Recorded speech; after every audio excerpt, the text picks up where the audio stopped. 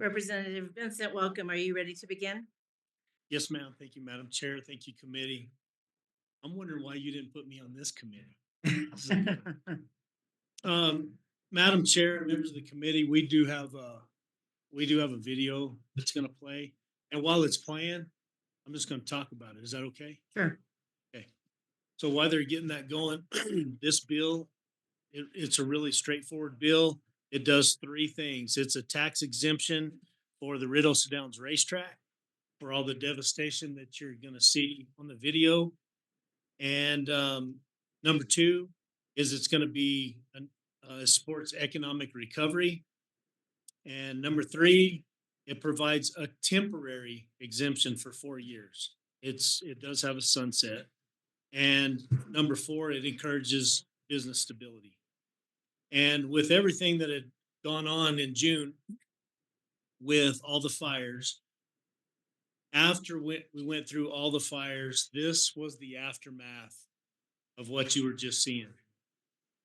And it just, the Rideau Downs racetrack worked diligently around the clock, 24 hours, doing everything they could to slow those headwaters down. And it just kept coming and kept coming and kept coming. And we were trying to get one end of the track. They literally went through the track so they could at least get it to flow through. And there was just way too much water and we just couldn't get it to go. So ultimately, after was it 2 weeks The third. for the third one, they finally had to throw their hands up, and it blew through the whole track. And I'll let the manager of the racetrack tell you the devastation. Thank you, Madam Chair. Senators, I appreciate your time today.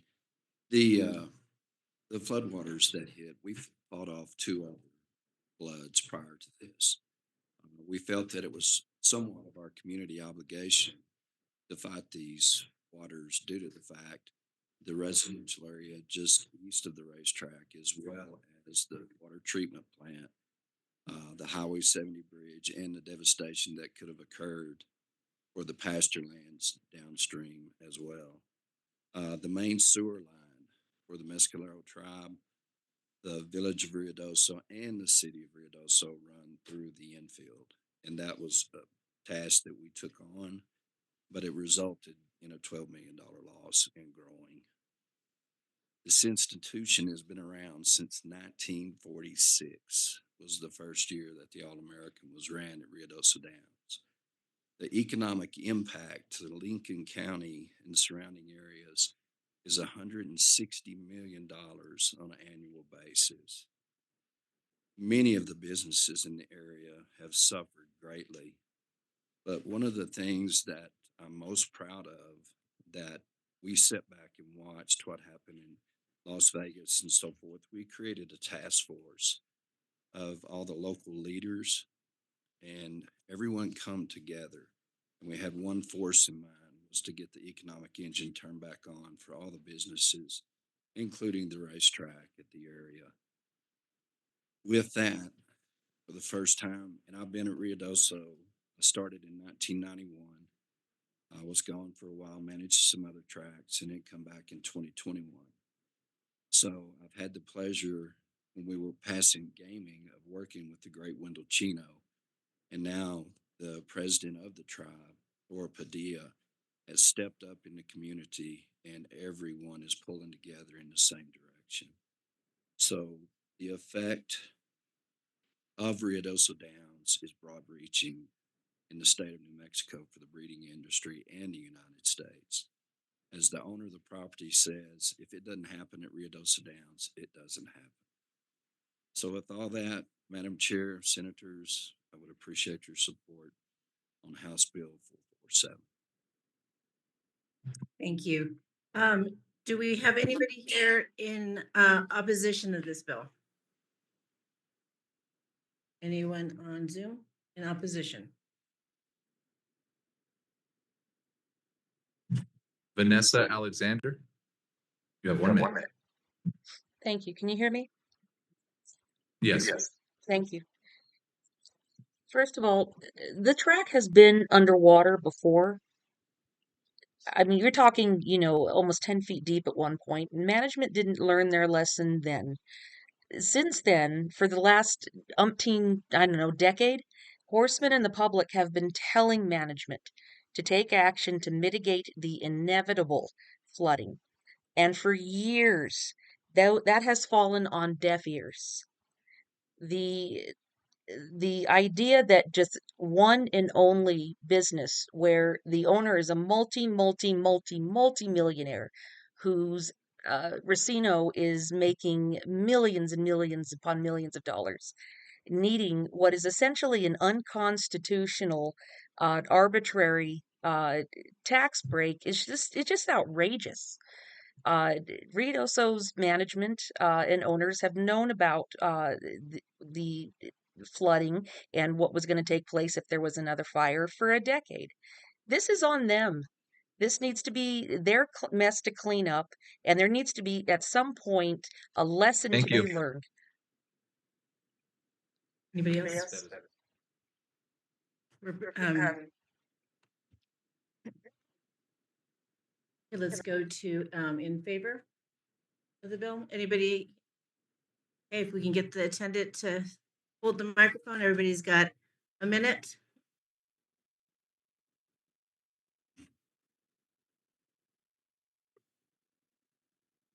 Hello, Madam Chair, members of the committee, Carrie Robin Brunder. I'm representing Lincoln County. We just want to harken back to what Mr. Boss said. After the floods and the fires, we created a Sierra Blanca Regional Task Force to rebuild economic activity in the region. And we view this bill and the racetrack as a really critical component to that. So we urge its passage, and Lincoln County fully supports the measure. Thank you. Madam Chair, members of the committee, Jason Weeks, registered lobbyist for the Albuquerque Downs Racetrack and Casino. We stand in solidarity with the racetrack ownership and racing operations that are occurring at Rio. So, quite frankly, predicting something like this would be impossible. And investing in infrastructure to prevent something like this would be impossible.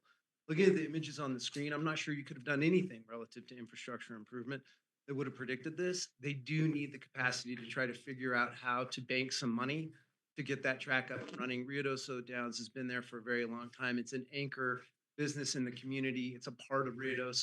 And quite frankly, without some economic help, they may not be able to rebuild. And so doing what we can as a state to try to get Rio back on its feet is absolutely something that this committee and quite frankly, the legislature as a whole should pursue. Thank you. Thank you. Thank you, Madam Chair, members. My name is Catherine Crociata. I'm a registered lobbyist for Sunland Park Racetrack and Casino. We stand in solidarity with Ruidoso Downs, and we just believe in supporting our fellow racing community. We want to see it to thrive and stay in business, and we stand in support. We urge your support as well. Thank you. Madam Chair, members of the committee, my name is Brent Moore. I'm a registered lobbyist for Penn Entertainment, and they operate the track in Hobbs Hill Park. We stand in support of this measure. The folks in Ruidoso have suffered quite a bit, and this track is an icon within the industry, and we support the bill. Thank you very much. Do we have anybody on Zoom? Cora Padilla.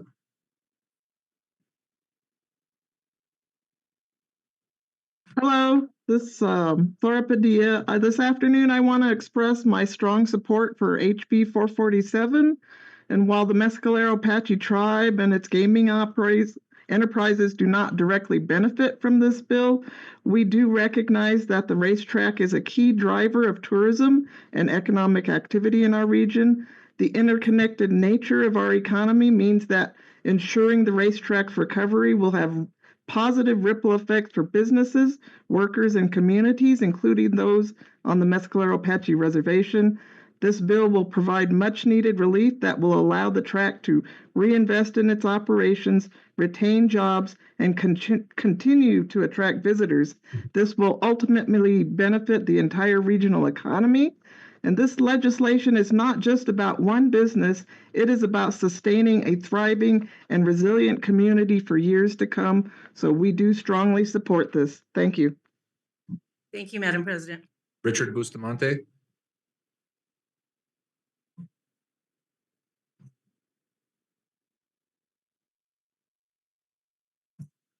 Richard Bustamante? Yes, can you hear me? Yes. Okay, my apologies. Madam Chair, members of the committee, Richard Bustamante, legal counsel for the State of New Mexico Racing Commission. On behalf of the commission, I strongly support this legislation and respectfully urge its passage. Thank you very much. Mary Barber?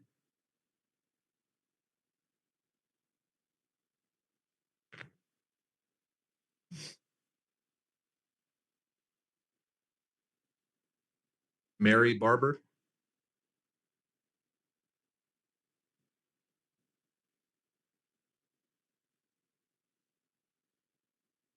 Barbara? Mark Brown?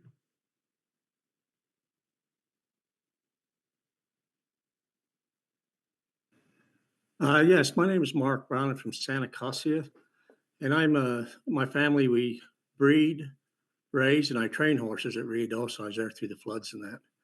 And I desperately urge and that the committee and Madam Chairman and that just to pass this bill.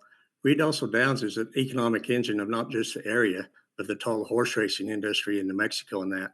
And this is probably one of the easiest ways for the state of New Mexico to invest in the rebuilding of the total region and help support the horse racing throughout the state. Thank you. Mary Barber? Yes, I'm not Mary Barber. This is Tom Goncharoff. I'm the president of the New Mexico Horse Breeders Association. Mary Barber is our executive director. The New Mexico Horse Breeders Association represents approximately 1,000 breeders, owners, trainers, etc. These are hardworking, blue-collar, family-run operations located throughout the state. Ruidoso Racetrack is vital to the New Mexico racing and breeding industry, as well as a critical component to tourism and the Ruidoso economy writ large. We applaud the efforts of the owners and management of Ruidoso Racetrack in bringing this facility back to life following the horrendous fires and flooding that affected the entire community. Given the racetracks and breeding and racing's importance to the state, we support the passage of the bill before you. Thank you. Thank you. We can go to the committee now. Chair De La Cruz. Thank you, Madam Chair. Representative Vincent, so we're to understand that the racetrack is still not operational? Madam Chair, that is correct, Senator. We've been working diligently with Homeland Security, FEMA, Army Corps.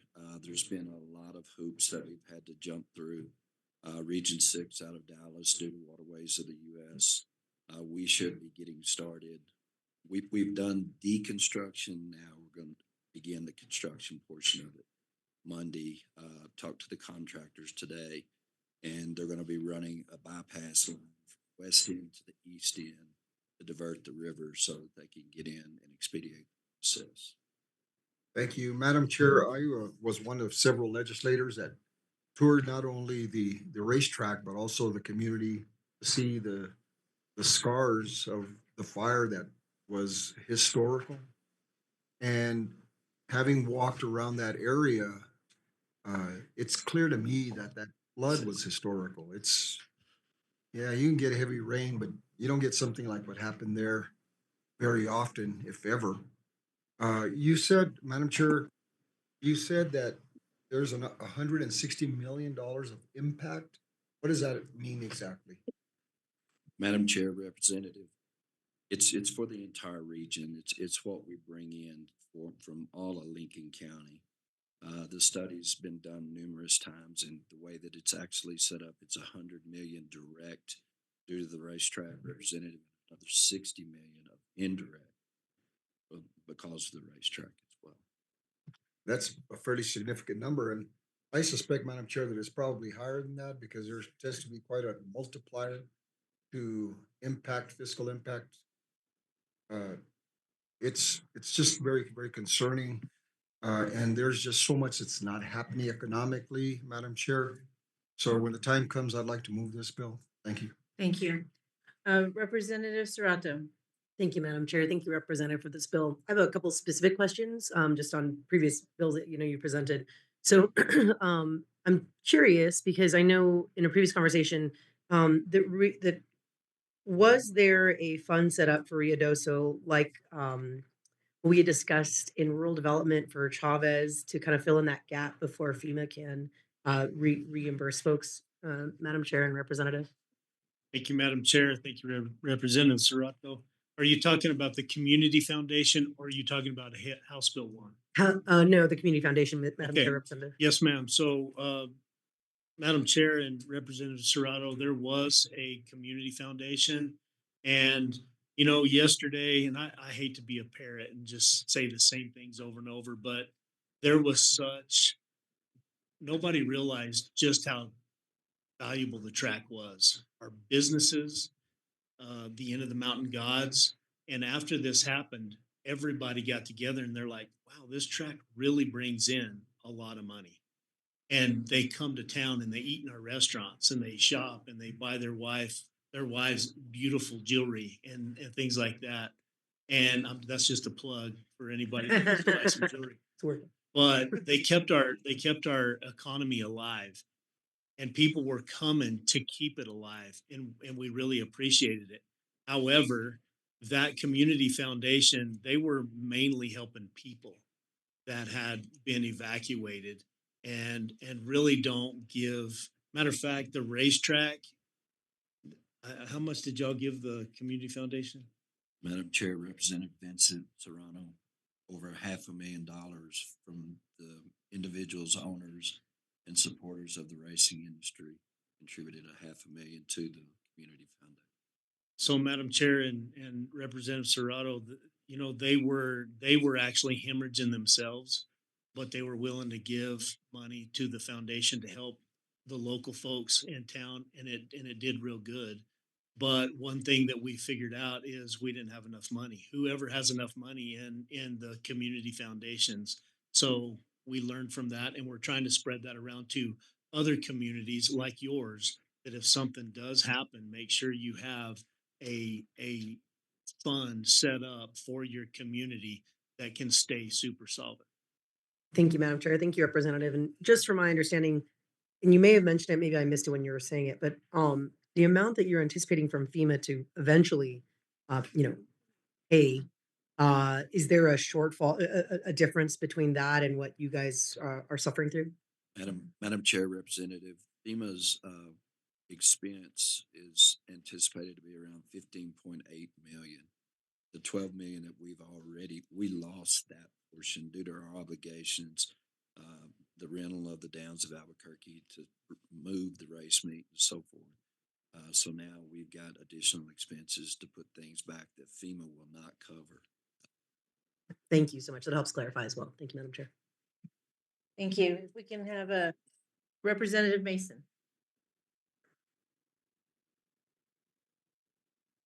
Or is his mic on? I barely can't hear him.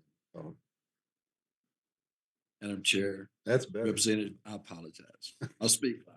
I don't hear good anyway. Don't. No, it was a devastating event, and we've seemed like New Mexico has had more than their share of them in the last few years. But just a question or two. We call Ruidoso, Madam Chair, Representative, the casino. So is this exemption for the track and the casino, or just the track, or who's not paying, or are they both included in this tax exemption? Madam Chair, Representative, it's just the net take of the casino. The casino only, the Yes, sir. racetrack take doesn't? No, sir. Okay. Why not? When you look at the difference of the revenues between the racing and the gaming, we all know that for the purse side, the majority of the revenues come from the casino. And the tax portion, the way that it was structured back whenever, it's not that high of a tax rate for the racing side. Oh. Thank you, Madam Chair, Representative. Just, I couldn't see in there where it told me exactly. I guess it told me exactly. I just wouldn't believe it. But the, this will not, this, Madam Chair, representatives like the Mescalera and all those, and I heard them speak in favor of this bill, so, but they get no benefit out of it. at No, all. sir. They said, Madam Chair Representative, they didn't receive the damages that y'all did on the downhill side of Red Oaks where y'all sat. Okay, so Madam Chair Representative, that's basically that one question. That's all I had. Thank you and good luck. Thank you. Representative Matthews. Thank you, Madam Chair, and thank you, Representative, for the bill. And I'm sorry, I never caught the name of the gentleman with you. I'm sorry, Representative. My name's Rick Ball. B.A. UGH. Okay, Rick Ball. Thank you. Just a couple questions. So you're asking for an exemption from the racing tax, the gaming tax, I'm sorry, from beginning now through July 1, 2029, or is it retroactive at all? Madam Chair, that's correct, Representative. It will start in July of this year and run through 29, and then it has a sunset at 29. Okay. And Madam Chair, Mr. Ball, and that would be about 1.6 million a year that you would not have to be paying on that gaming tax. Is that right? Madam Chair, Representative, that is correct. Okay. And Madam Chair, will the track and the gaming operation at the track continue to operate again starting in 25 and through 2029? Madam Chair, Representative, that is correct. We closed our casino for approximately 7 to 8 days due to our main entrance road. The bridge at the main entrance had collapsed as well. So in cooperation with the DOT, they were able to place plates on that road, and we were able to reopen our casino, and we've had it open ever since. Okay. And so, Madam Chair, Representative, by having this gaming tax not charged or exempt for this period of time, is it your goal to use that savings in order to help rebuild the physical property and so forth? Is that what's happening here? Madam Chair, that is correct. Okay. And Madam Chair, is there, you mentioned some FEMA funds, are there any insurance funds or anything going to be on the table to help make this back to like it was?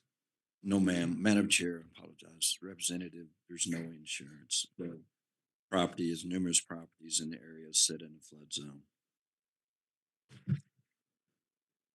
Right. I think I understand what's happening. Thank you very much. Thank you. Do we have any other questions? Madam Chair. Representative, go. Thank you. Madam Chair, Representative Mr. Ball.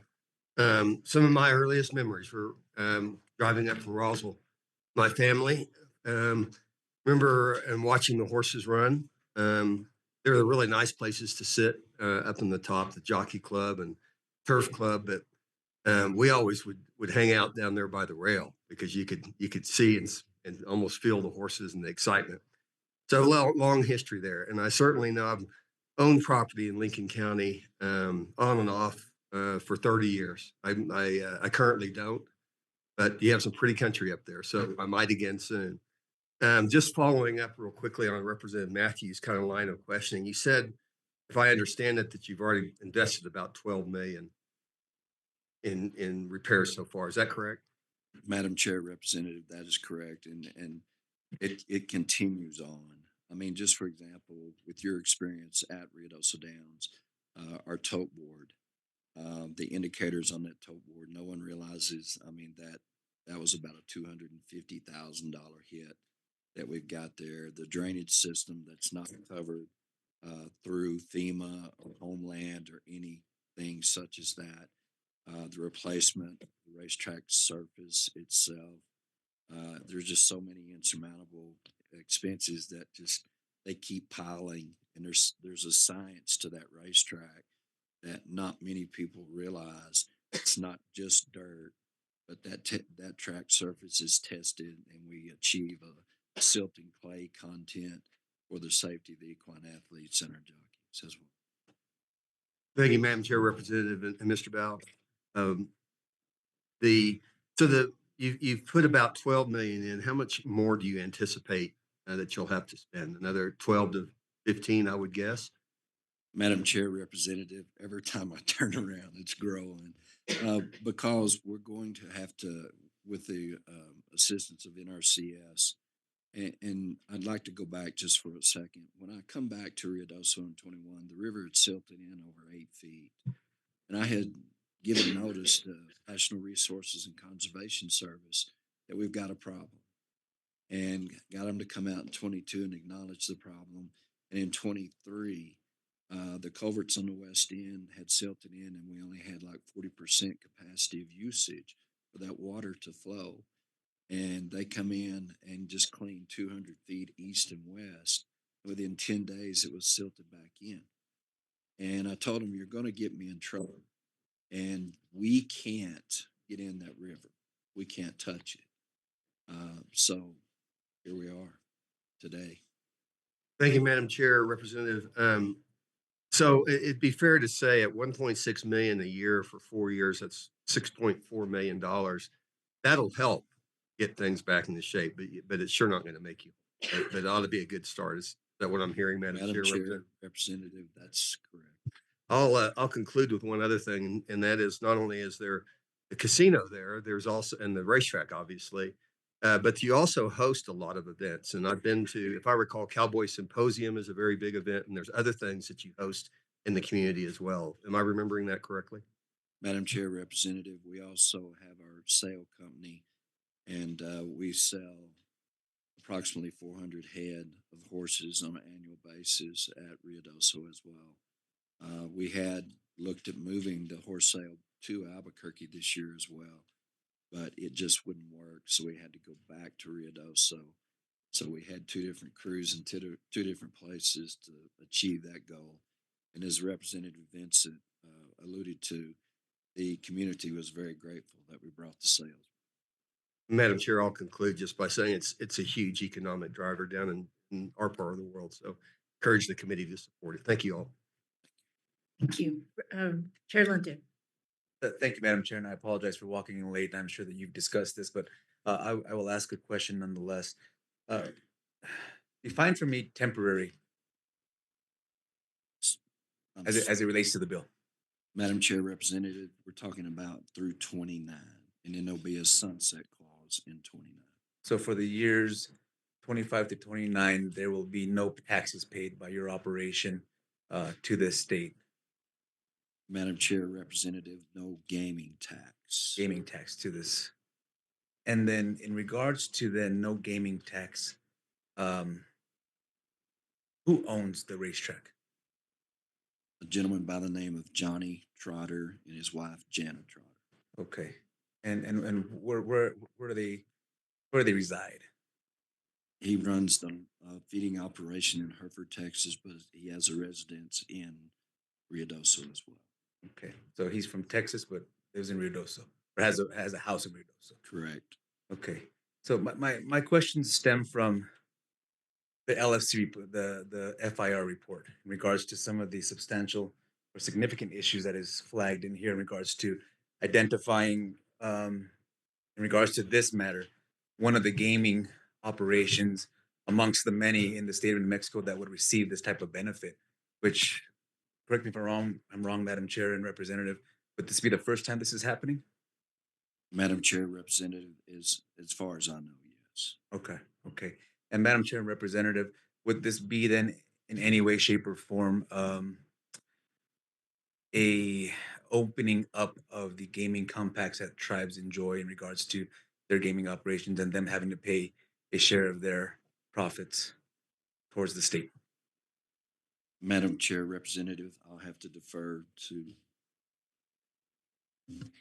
Madam Chair, Representative Lente, so before you got here, our Mescalero president, Laura Padilla, stands in full support of this. She will not be benefiting from anything, and no, it does not take away from any of those taxes.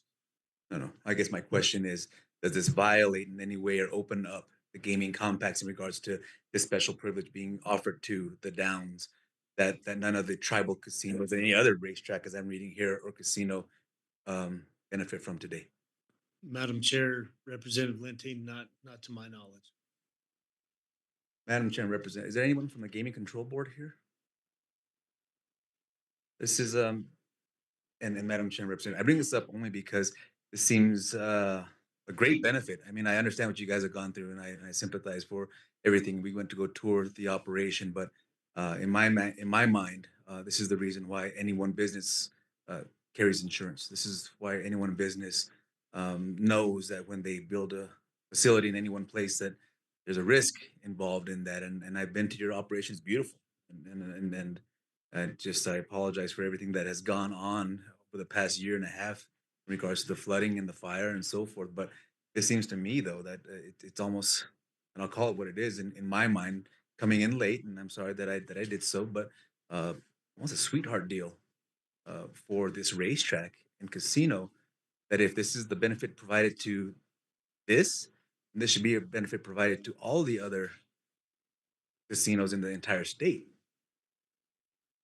What do you, is Madam Chair and Representative? Madam Chair, Representative Lente, so, I would hope that if another racetrack goes through the devastation that this racetrack went through, and it's an economic driver for their community, I would hope that we would give another tax exemption to them to get them whole, because not only does this hurt, it's not really about the racetrack, it's about our economy in Ruidoso, so, and in Lincoln County.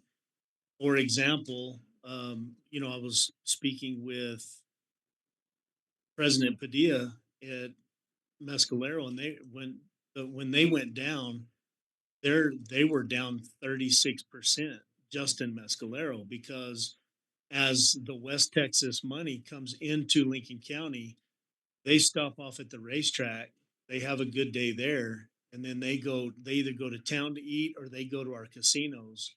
And sometimes, not everybody likes to go to the races. So the people that do go to the races, the rest of the family goes and shops in our midtowns. And they really felt the brunt of that whenever they left and went to Albuquerque. So I wouldn't want to call it a sweetheart deal, Madam Chair. I would just say that, sometimes you got to add some money to something to keep the driver there.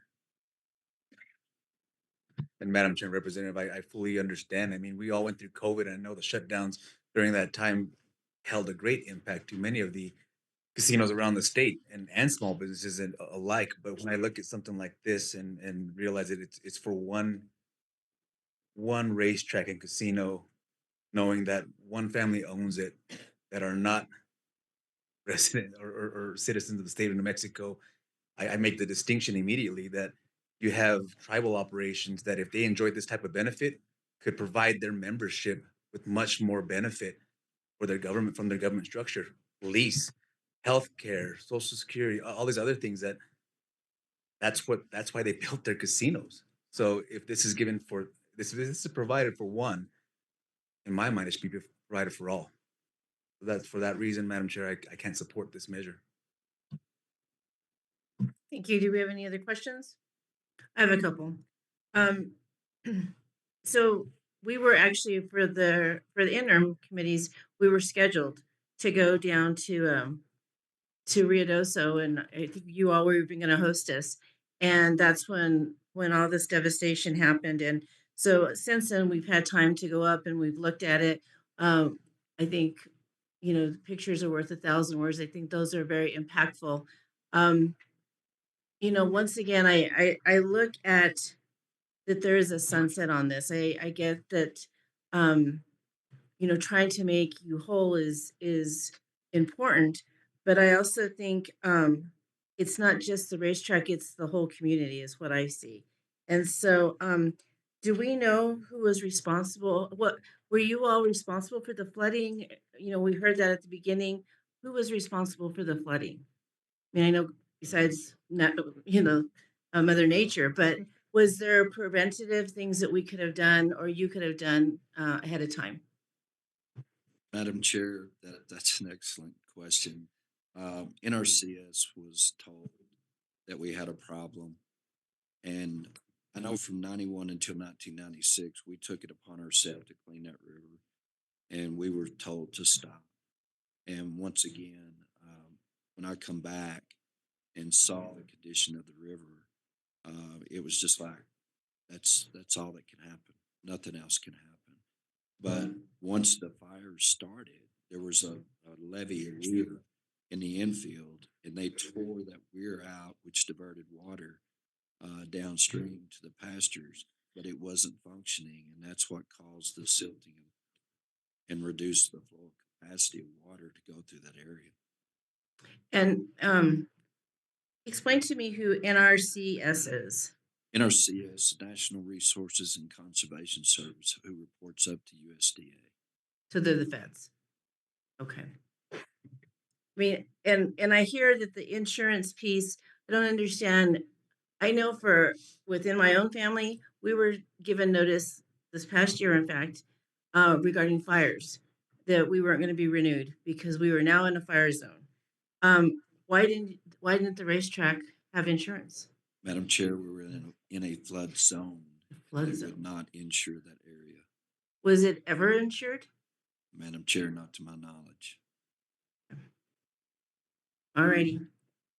What's the will of the committee? Madam Chair, I'd like to move a due approval. A due pass. Okay, we have a second? Got a second, Mr. Mason, Representative Mason. Patrick, to take the roll. Representative Armstrong, Representative De La Cruz, Yes. Representative Hernandez, Representative Lente. No, I'd like to explain my vote. Representative Mason, Yes. Representative Matthews, And no, and I'd like to explain my vote. Representative Murphy, Yes. Representative Parajon, Representative Serrato, Madam Vice Chair. Yes. Madam Chair. Yes. Madam Chair, final tally, 6 votes yes, 4 votes no for the due pass motion. Okay, you've got to pass. If we can go to explanation of votes, starting with Chair Lunton. Thank you. And it's not common practice that I explain my votes, but at the same time, I felt it really important that when a business has no insurance, just like a homeowner doesn't have insurance and their house is flooded or goes up in flames, shame on that owner. Unfortunately, this is the same case. And so I don't see why the state should be on the line for something like this. And so I'm glad to see that it goes to house taxation next, but we'll hear it when it gets there. Thank you much. Representative Matthews. Thank you, Madam Chair. And I used to live in that part of the state and was at Ruidoso Downs a number of times. It's a beautiful facility. And what happened is certainly a tragic. I think waiving a state tax as a way to help somebody recover, that if that's going to be a policy, I mean, that shouldn't be a one-off. That I would like to know that there was legislative approval to do that kind of thing. And I'm guessing that there's nothing in the tax statutes that really authorizes us to do that. And it just feels not quite right. Thank you. I think everybody who wanted to explain their vote explained. Okay, you've got to do pass, Representative. Thank you.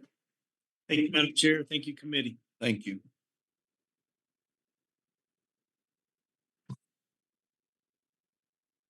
Looking for my list. All righty, let's go to HB 281, please.